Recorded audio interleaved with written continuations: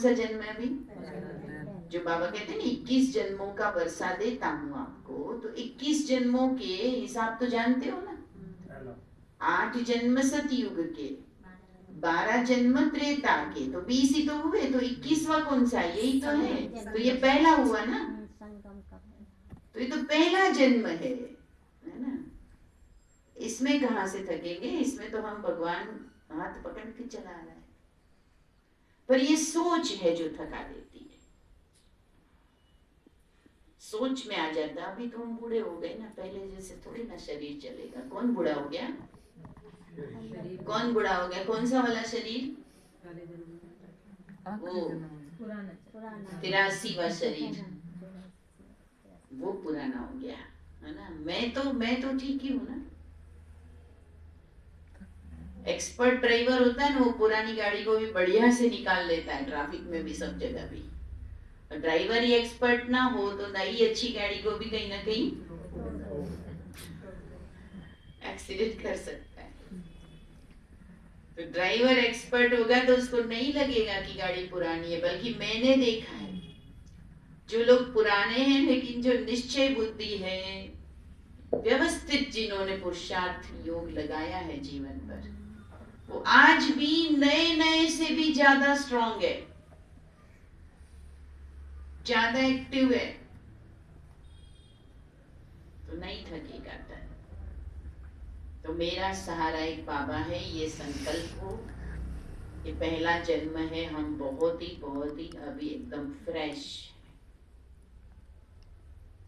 दूसरी चीज जो आजकल बाबा कह रहे हैं, एकता। दुनिया में तो एकता शब्द ही मुझे लगता है आने वाले दिनों में शायद डिक्शनरी में रहेगा कि नहीं। सबको लगता है कि स्वतंत्रता का मतलब है अपनी मत से चलना, जिसको स्वतंत्रता नहीं एक्चुअली स्वच्छंदता कहते हैं। लेकिन आज की दुनिया में सबको फ्रीडम चाहिए। फ्रीडम क्या चाहिए? कुछ भी बोलूं, कुछ भी करूं, कुछ भी कभी भी करूं, कुछ भी पहनूं, कभी भी उठूं, कभी भी कुछ भी खाऊं पीऊं, घूमूं फिरूं, कैसे भी कपड़े पहनूं, कैसा भी बोल दूं। न जाति का कोई बंधन, कोई धर्म का बंधन। इसलिए तो आज लोग धर्म के किधर जाते नहीं, कहते बंधन आ जाता है, नियम पकड़ा देते लोग। नियमों में कौन चलेगा? हमारे पास सब कुछ है, हम अपनी मर्जी से चलेंगे। मर्जी हो तो मंदिर जाएंगे, खुशी से भले जाएंगे, बंधन से नहीं। ये बंधन लगते हैं सारे। माँ बाप के साथ बच्चे रहना पसंद नहीं करते, क्यों? बंधन लगता है। वो नियम बताएंगे, वो कुछ एडवाइस देंगे, नहीं नहीं नहीं, किसी की नहीं सुननी। इसको फ्रीडम कहते हैं आज के टाइम में।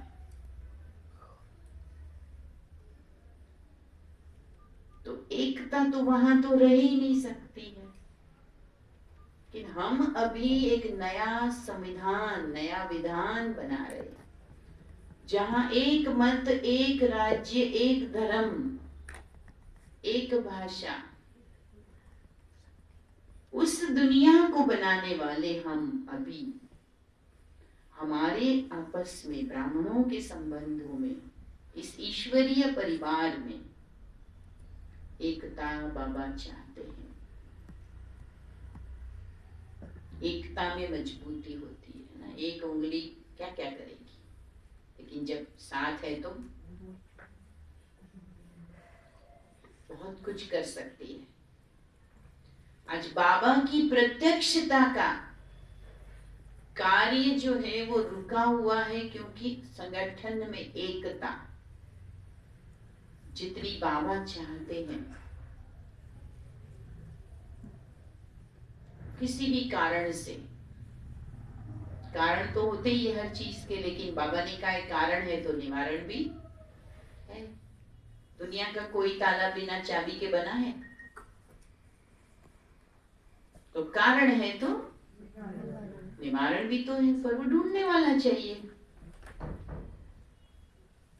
तो किसी भी कारण से हमारा आपसी संगठन, उसमें प्रेम, विश्वास, सहयोग की भावना, जिसको बाबा कहते हैं कि अज्ञानियों को जो आप ज्ञान देते हो तो ये दान देते हो, है ना। अज्ञानियों को दान देना है, लेकिन ब्राह्मणों में सहयोग देना है।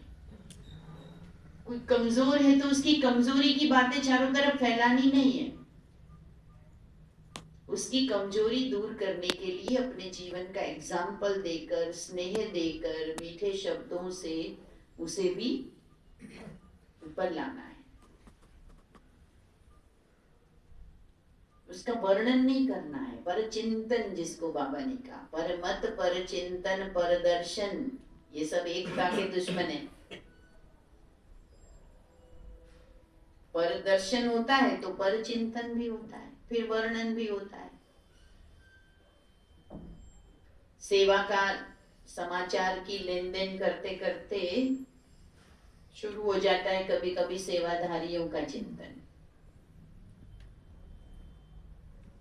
सेवा की निमित्त आत्माओं का चिंतन। वहां ऐसा है, यहाँ ऐसा है, वहां ये नहीं है, यहाँ ये नहीं, हमारे तो ऐसा है, उनके यहाँ तो ऐसे है। भेदभाव की बातें शुरू हो जाती है।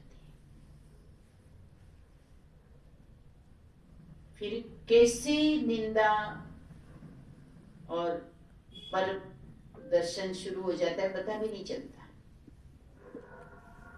तो एकता माना, कोई छोटा है कोई बड़ा है, सब प्रकार के बाबा के बच्चे हैं।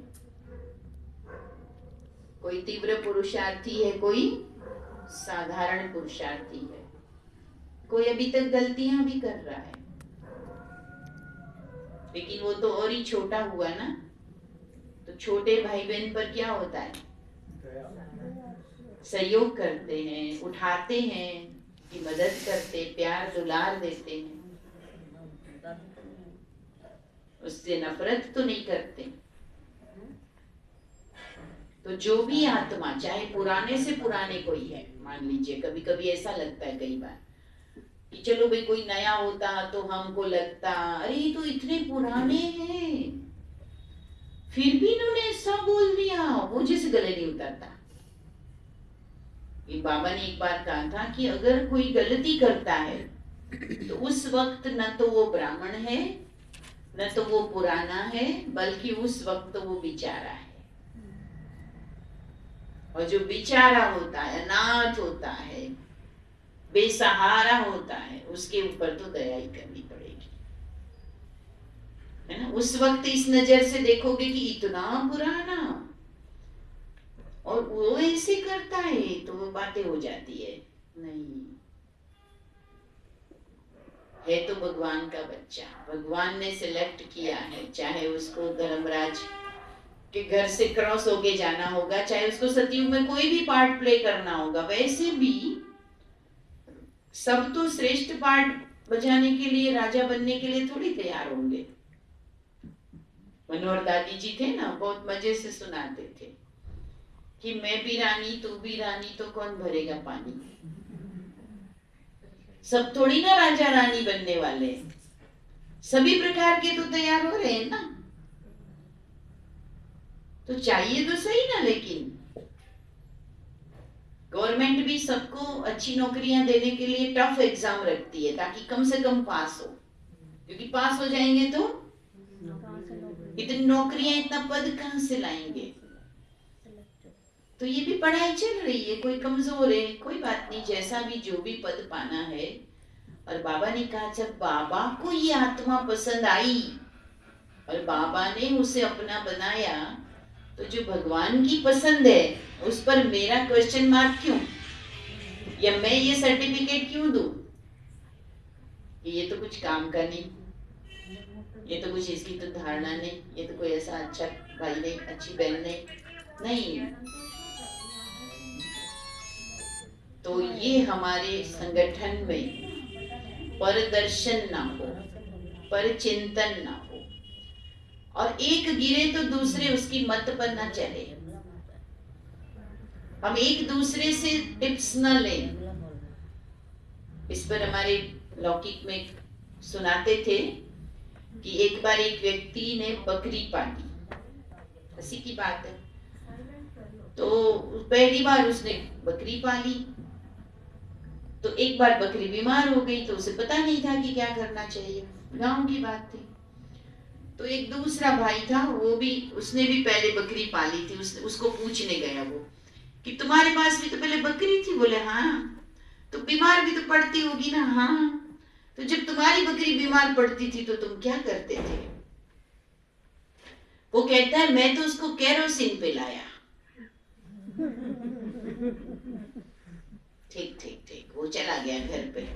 उसने भी अपनी बकरी को केरोसिन पिला दिया, सुबह बकरी मर गई। जाके उसको सबसे पहले बोलता है मेरी बकरी मर गई, तुमने कहा मैंने पिला दिया। वो कहता है मेरी भी मर गई थी। तुमने ये थोड़ी ना पूछा कि उसके बाद क्या हुआ, तुमने जितना पूछा उतना बताया।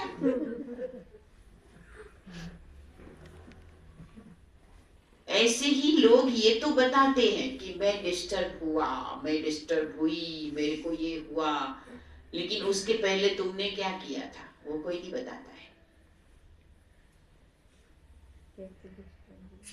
मुझे डांट पड़ी, अच्छा क्यों पड़ी? कोई पागल था एकदम से डांटने लगा? कारण तो होगा ना, लेकिन वो नहीं बताएंगे, वो साइलेंट। बहुत बोलते, बहुत गुस्सा कर, क्यों किया? शुरुआत तो कहीं से हुई होगी, वो आधा सुनाते, और वो आधा सुन के हमें लगता बेचारा डांट खाता रहता है। कोई बेचारा नहीं है।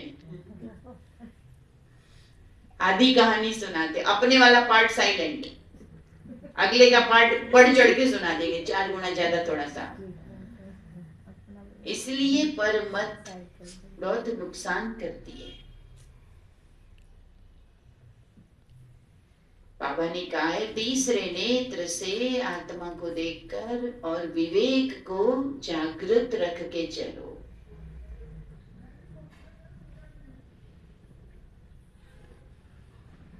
सुनो तो भी आप निमित्त हो, सुनना जरूरी है तो सुनो। बाकी अगर आप न तो फैसला करने वाले, न आपको सुनने से कोई आपके जीवन में फायदा होने वाला, न उसको सुनाने से कुछ उसको आप फायदा देने वाले, तो फिर उन बातों को सुनना माना कीचड़े का मंथन करना। और कीचड़े का मंथन करने से ऊपर क्या आएगा? कीचड़ा ही तो ऊपर आएगा, है ना? अच्छी चीज का मंथन करोगे तो सार निकलेगा। अच्छा ऐसा हुआ, फिर ऐसा हुआ, अच्छा फिर तुमने कुछ नहीं बोला, हाँ मैंने ये बोला, अच्छा फिर ये ऐसा हुआ। इतनी लंबी चल जाएगी, क्लास पूरा हो जाएगा। बहन जी कही आज आधा घंटा घंटा योग करके जाओ। बहन जी टाइम नहीं है, और बाहर निकल के कोई कहानी किसी की शुरू हो गई तो अच्छा। गाँव में कहते हैं ना कि वो माताएं होती है ना, घर पे पहुंचती है सिर पे मटका लेके, तो चिल्लाती है जल्दी उतारो कितना वजन है। और वही अगर रास्ते में उसकी सखी मिल गई हो और कोई इंटरेस्टिंग बात शुरू हो गई हो तो वहां खड़े खड़े घंटा बिता देंगी और सिर पे मटका है, वहां वजन नहीं महसूस होता, भूल जाते हैं।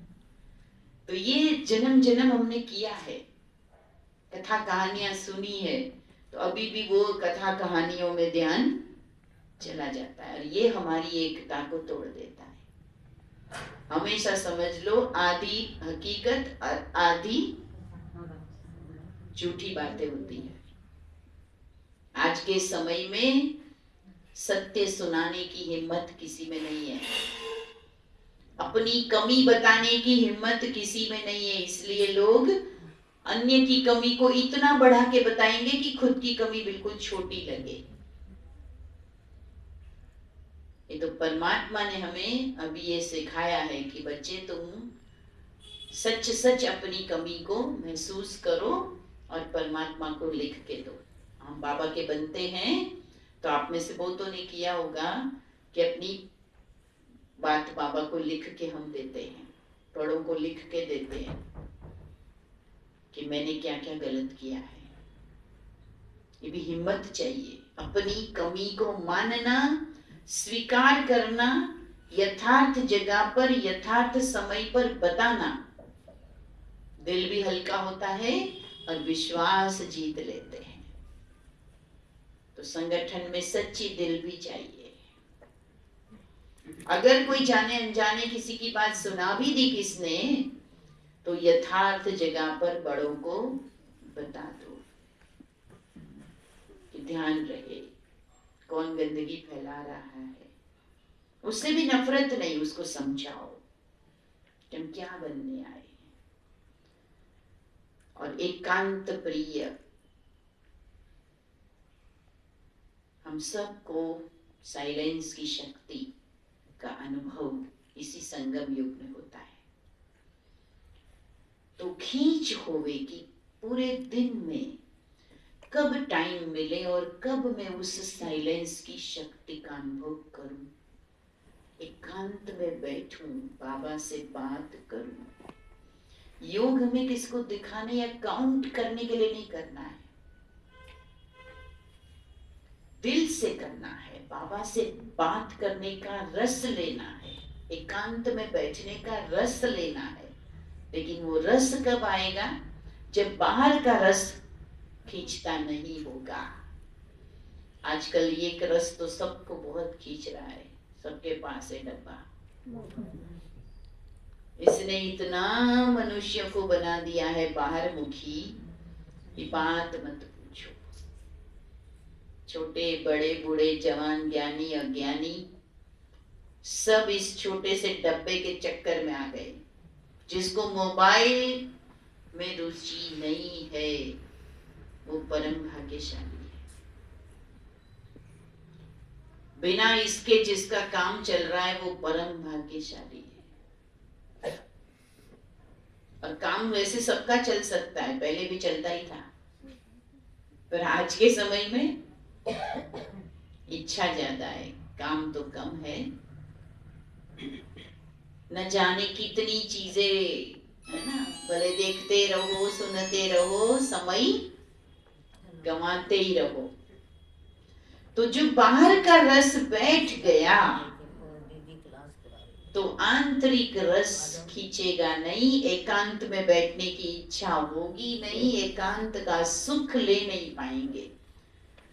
जो सिर्फ संगम में मिलने वाला है, बाबा से पर्सनल डायरेक्ट मिलने वाला जो सुख है ना, वो ले नहीं पाएंगे। तो ये हमें इस शिवरात्रि पर तो व्रत करना, हमने सोचा हमने शिवरात्रि पर